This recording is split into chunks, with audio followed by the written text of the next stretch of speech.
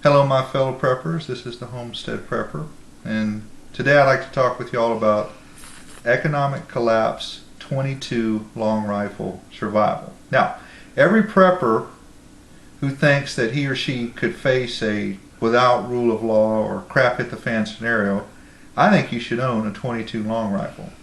And no, I don't want to talk about what make of rifle you should get. What I want to talk about is what a 22 long rifle can do for you and your family.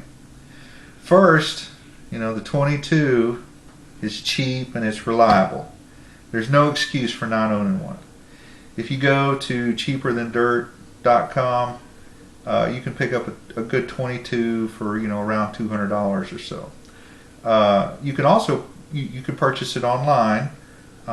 You can have it shipped to a federal firearms license holder, someone who's a dealer. You can contact an FFL in your area to see if he or she will do an internet transfer, and usually it's for something reasonable, $30, $40, $50 maybe, or maybe it's cheaper to get one locally through your local gun store, or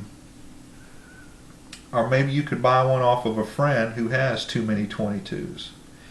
Semi-automatic, bolt, single shot, it does not matter for putting meat on the table during hard times.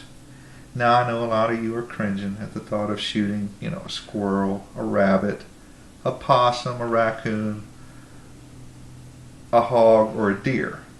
And oh yes, you can take a deer down with a 22.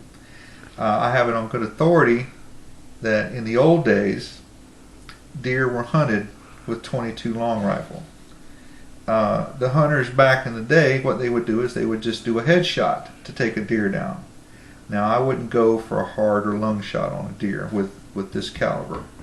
In the state of Florida, we have a youth hunt every year here, and you get your kids or whoever out there with a 22 long rifle, and they hunt squirrels, rabbits, and hogs. And yes, a hog will go down with a 22 long rifle if you do a headshot.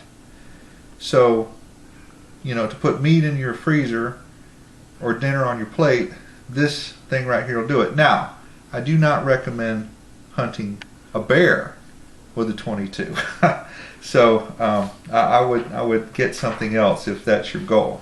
This is not the end-all be-all rifle, but just for for hard times and survival, I highly recommend it.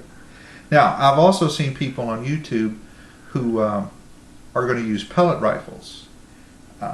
I think that's a great idea if you live in an urban or a suburban environment and you're worried about noise. You can get a pellet rifle that shoots 22 caliber or 177 caliber. Make sure you get one that works off of a spring, and you don't have to worry about stocking up on CO2 cartridges. I've never shot any game with a pellet rifle, but to me it seems like a good idea. But for me, I'm going to stick with my 22. And also, there's no reason your 22 couldn't be used for personal defense. Now remember, if this will take down a hog or a deer, this will also take down a gang member or robber, somebody who's trying to do you harm. And I guarantee you, there's going to be no one who's going to say, oh, look, he's just got a 22. We'll just walk up and take it away from him. That's just not going to happen. Ask yourself, would you mind getting shot with a 22?